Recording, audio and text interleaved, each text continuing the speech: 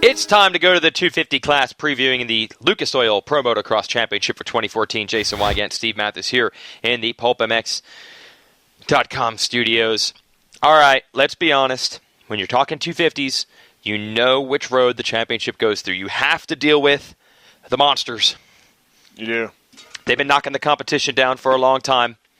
We're talking two riders on the Monster Energy Pro Circuit Kawasaki team who have won this championship before. Much like Ryan Dungey in the 450 class. If Giants. Plugged in, look at the size differential. Yeah. That's Dean Wilson compared to the competition right there. A little bit taller. Mm-hmm. Here's the situation. If you plugged all their data into the computer, it would say, well, obviously one of these two is going to win the title. But we know, looking at the human, emotional, physical standpoint, these guys carry some baggage. They've had some injuries. They got some mileage on them. Are you saying Baggett has baggage? Baggage, yes. Yeah. Baggett has baggage. Yeah.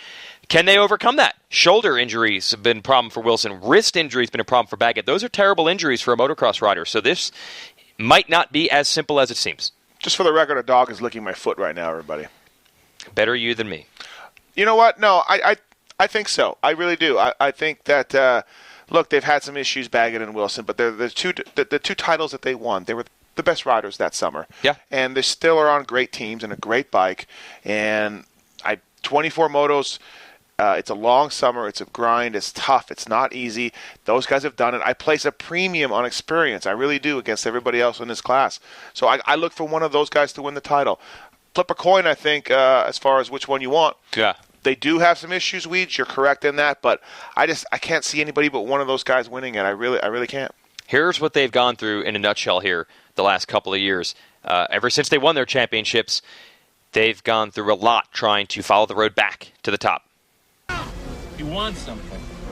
He's probably drunk. You're going the wrong way! What? You're going the wrong way! He says we're going the wrong way. Oh, he's drunk. How would he know where we're going? Yeah, how would he know? Thank you. Thanks a lot. Terrific. Thank you. What a moron. You're going in the wrong direction! You're going to kill somebody!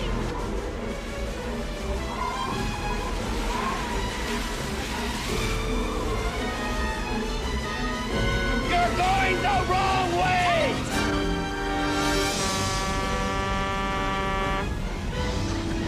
What? Why?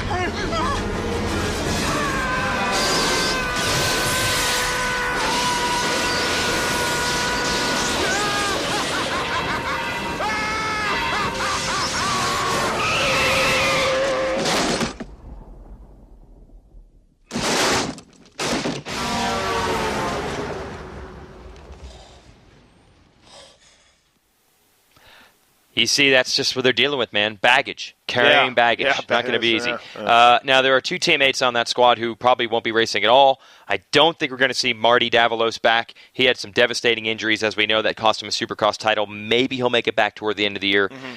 Everyone was excited to see Adam Cincerillo with a full season under his belt, see how he could do outdoors, but maybe toward the end of the year, but even he, I'm not sure. Let me ask you this. Our own David Pingree said that had Adam been racing, he is the title favorite. The title favorite. Do you feel that way? I don't know if I'd go that far. I did pick him as my favorite to win 250 East, but that was a really topsy-turvy class. I think when you throw in how many experienced riders, the two teammates we talked about, Muscan, Porcel, a lot of other experienced hands, I don't know if I would have gone that far. Okay, all right. Yeah, but we'll never know now, so Ping can never be proven wrong. We won't nice know. move on his part. Mm-hmm. One other rider to talk about. Practically forgotten completely. Pro Circuit had a lot of success in Supercross despite not winning a title, but Darren Durham barely made it out of the gates, got hurt pretty early, big concussion. They've held him out until outdoors. Pivotal summer for Darren Durham. He's had a great opportunity on a great team and really has not done too much with it. He's been hurt a lot.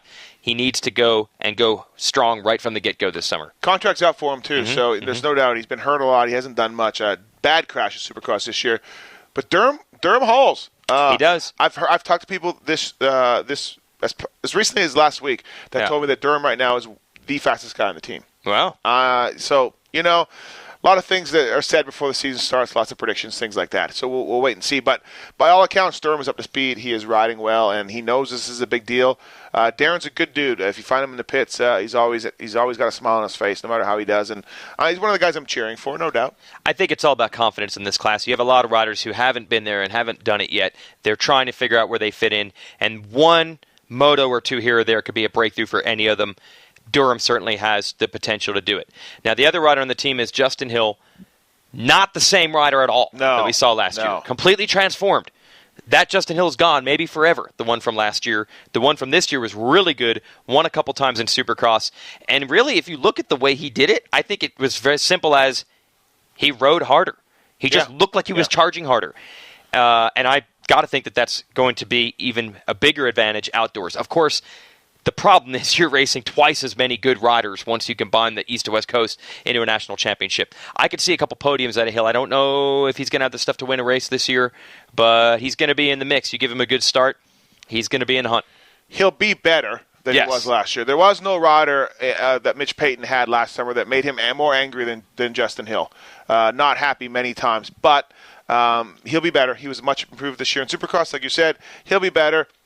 Yeah, some top fives. Yeah. Still learning, second year in the class. He'll be good. But Hill and Durham can look towards Wilson and Baggett and realize, okay, those guys have been through the wars. Those guys have done it. Yeah. Let me see what they do. Let me see how they work. And you really, Baggett's fitness, I think, is a little bit – it was great a couple years ago. Yeah.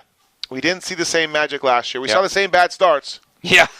So we need to see Baggett. Baggett's got questions about his fitness. A small question. He's got to get better starts. And I think with Wilson, it's the arm pump and it's just the shoulder injuries and things like that have caught up to him. But I still like either one of those guys for the title. I really do, Weech. I'll throw in one massive X factor. Okay. The weather. Last summer, unseasonably cool throughout most of the summer. Baggett had a great race at Budds Creek. And I said to him, what was the difference there? All of a sudden you were, podium, but trying to get that win, and then you dominated first moto you won at Budds Creek. And he goes, yeah, because it was hot.